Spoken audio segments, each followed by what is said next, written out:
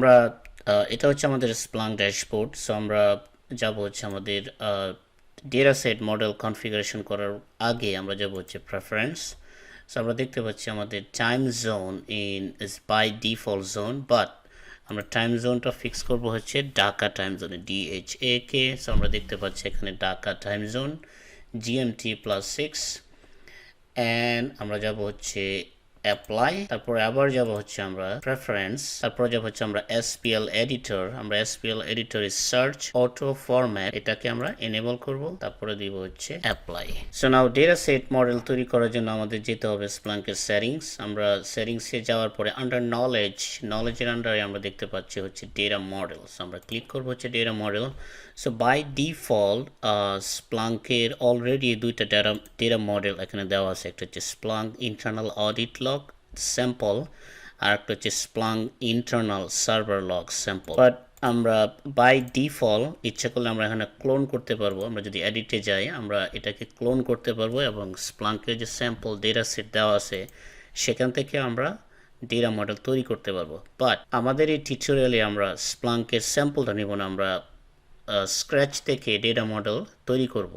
আরেকটা অপশন হচ্ছে আমরা যদি ডেটা মডেল CSV ফোল্ডারে যদি আমরা প্রিডিফাইন করা থাকে তাহলে আমরা এটা আপলোড করতে পারবো। সো আমরা যাব হচ্ছে নিউ ডেটা মডেল। সেখানে যাওয়ার পর আমাদের অপশন হচ্ছে টাইটেল। সো টাইটেল আমরা নাম দিব হচ্ছে buttercup game site activity. So টাইটেলে দেওয়ার পরে আমরা দেখতে পাচ্ছি আইডি অটোমেটিকলি ফিল আউট। তারপর হচ্ছে আমাদের সার্চ অ্যাপ।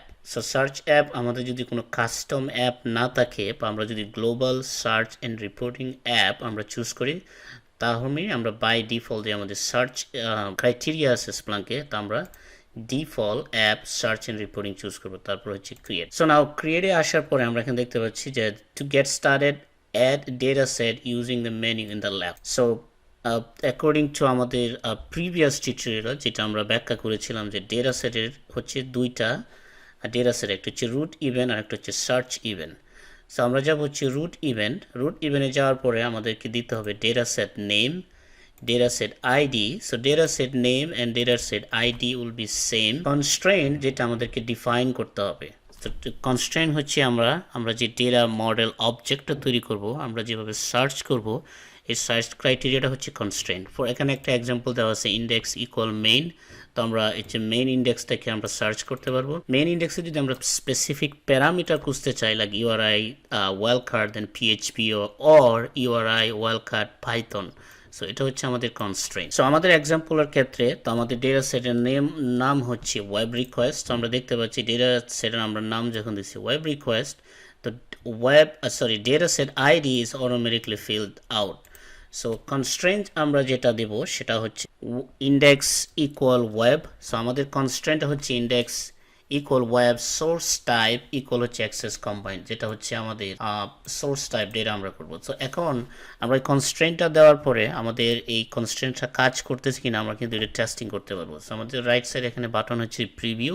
আমরা যদি প্রিভিউতে ক্লিক করি তা আমরা দেখতে পাচ্ছি যে আমাদের যে কনস্ট্রেন্ট যে সার্চ ক্রাইটেরিয়াটা আমরা ডিফাইন করলাম এই ডিফাইন প্যারামিটার অনুসারে 1000 স্যাম্পল ইভেন্টস এটা অ্যাবস্ট্রাক্ট করে নিয়ে আসছে।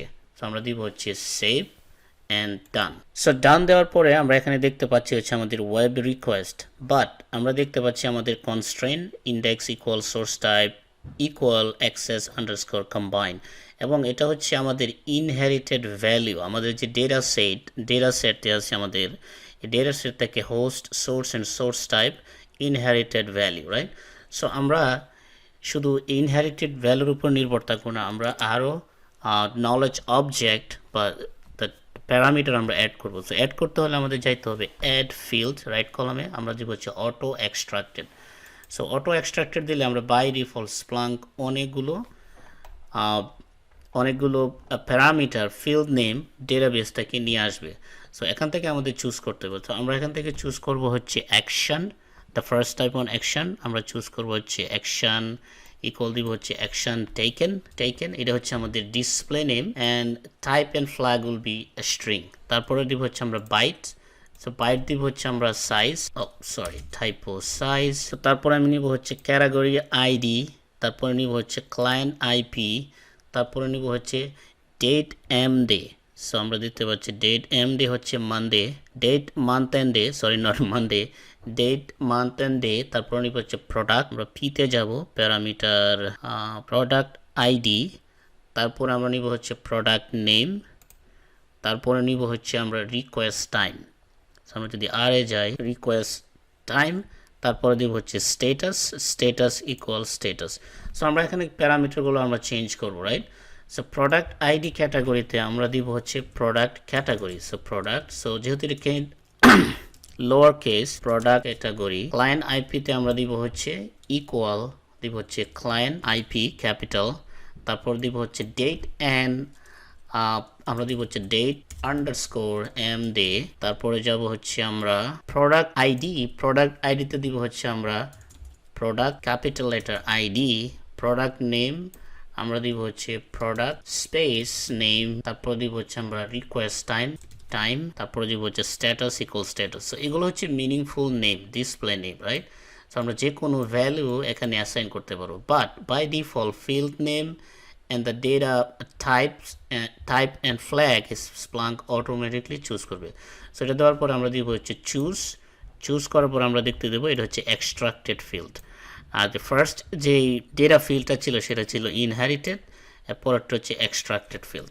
সো না আমরা যাব হচ্ছে ওয়েব রিকোয়েস্ট লেফট সাইডে, তারপর যাব হচ্ছে অ্যাড ডেটা সেট, এই ডেটা সেটের আন্ডারে আমরা যাব হচ্ছে চাইল্ড যাওয়ার পর আমাদেরকে দিতে হবে চাইল্ড ডেটা সেট নেম, তো আমাদের নামটা হবে সাকসেসফুল রিকোয়েস্ট অ্যান্ড কনস্ট্রেইন আমারটা যেটা হবে স্ট্যাটাস লেস দেন 400। তারপরে আমরা এখানে যাব হচ্ছে প্রিভিউ, যে মেক শিওর আমরা যেই সাকসেসফুল যে রিকোয়েস্ট, আমরা এই কোডটা যদি এনি রিকোয়েস্ট যদি ওয়েব ট্রানজ্যাকশনের ক্ষেত্রে সাকসেসফুল, তাহলে আমরা দেখতে চাই স্ট্যাটাস ইকুয়াল লেস দেন 400।